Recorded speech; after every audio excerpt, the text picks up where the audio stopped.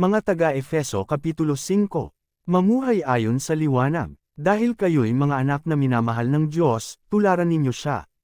Mamuhay kayong puno ng pag-ibig tulad ni Kristo, dahil sa kanyang pag-ibig sa atin, inialay niya ang kanyang buhay bilang mabangong alay at handog sa Diyos.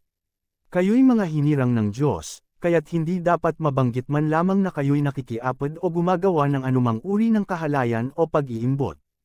Huwag din kayong gagamit ng anumang malaswa o walang kabuluhang pananalita at pagbibirong di nararapat.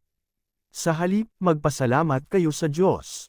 Alam na ninyong walang bahagi sa kaharian ni Kristo at ng Diyos ang taong nakikiapod, maalay, o sakam sapagkat ang kasakiman ay isang uri ng pagsamba sa Diyos-Diyosan. Huwag kayong padayak inuman sa pamamagitan ng mga pangangatwirang walang kabuluhan, sapagkat dahil nga sa mga ito, ang Diyos ay napupuot sa mga suwail. Kaya't huwag na kayong makikasama sa kanila. Dati, kayo'y nasa kadiliman, ngunit ngayo'y nasa kaliwanagan na, sapagkat kayo'y nasa Panginoon. Mamuhay kayo ngayon ng nararapat sa mga taong nasa liwanag, sapagkat pawang mabuti, matuwid at totoo ang ginagawa ng namumuhay sa liwanag. Pag-aralan ninyo kung ano ang kalugod-lugod sa Panginoon. Huwag na kayong makikasama sa mga taong gumagawa ng mga bagay na walang ibinubungang kabutihan. Sa halip ay ibunyag ninyo ang mga iyon. Kaiyahiyang mabanggit man lamang ang mga bagay na iyon na ginagawa nila ng lihim. Ang lahat ng nalalantad sa liwanag ay nakikilala kung ano talaga ang mga iyon, at nalalantad ang lahat dahil sa liwanag. Kaya't sinasabi, gumising ka, ikaw na natutulog. Bumangon ka mula sa libingan. At liliwanagan ka ni Kristo.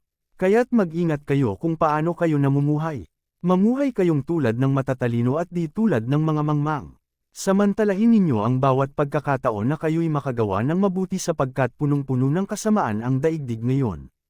Huwag kayong maging handal. Unawain ninyo kung ano ang kalooban ng Panginoon. Huwag kayong maglalasing sapagkat mauuwi yan sa magulong pamumuhay. Sa halip ay dapat kayong mapuspos ng espiritu.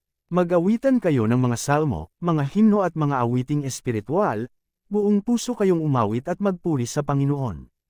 Lagi kayong magpasalamat sa Diyos na ating Ama dahil sa lahat ng bagay, sa pangalan ng ating Panginoong Jesu Kristo.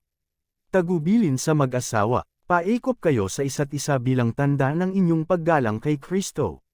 Mga babae, paikop kayo sa sari-sarili ninyong asawa tulad ng pagpapasakop ninyo sa Panginoon. Sapagkat ang lalaki ang ulo ng kanyang asawa, tulad ni Kristo na siyang ulo ng iglesia, na kanyang katawan, at siyang tagapagligtas nito.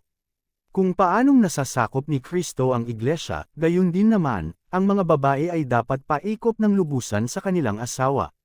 Mga lalaki, mahalin ninyo ang inyong asawa na gaya ng pagmamahal ni Kristo sa iglesia. Inihandog niya ang kanyang buhay para sa iglesia upang ailay ito sa Diyos, matapos linisin sa pamamagitan ng tubig at ng salita. Ginawa niya ito upang ang iglesia ay maiharap niya sa kanyang sarili bilang isang maluwalhating iglesia na walang anumang dunges ni kulubot man upang ito ay maging banal at walang kapintasan. Gayon din naman, dapat mahalin ng mga lalaki ang kanilang asawa tulad ng sarili nilang katawan. Ang lalaking nagmamahal sa kanyang asawa ay nagmamahal sa kanyang sarili. Walang taong namumuhi sa sarili niyang katawan. Sa halip, ito'y kanyang pinapakain at inaalagaan, tulad ng ginagawa ni Kristo sa iglesia. Tayo nga'y mga bahagi ng kanyang katawan. Gaya ng sinasabi sa kasulatan, dahil dito'y, iiwan ng lalaki ang kanyang ama't ina, at magsasama sila ng kanyang asawa, at sila'y magiging isa. Ito ay isang dakilang hiwaga na aking inihahayag tungkol sa kaugnayan ni Kristo sa iglesia. Kaya't kayong mga lalaki, mahalin ninyo ang inyong asawa gaya ng inyong sarili, mga babae, igalang naman ninyo ang inyong asawa.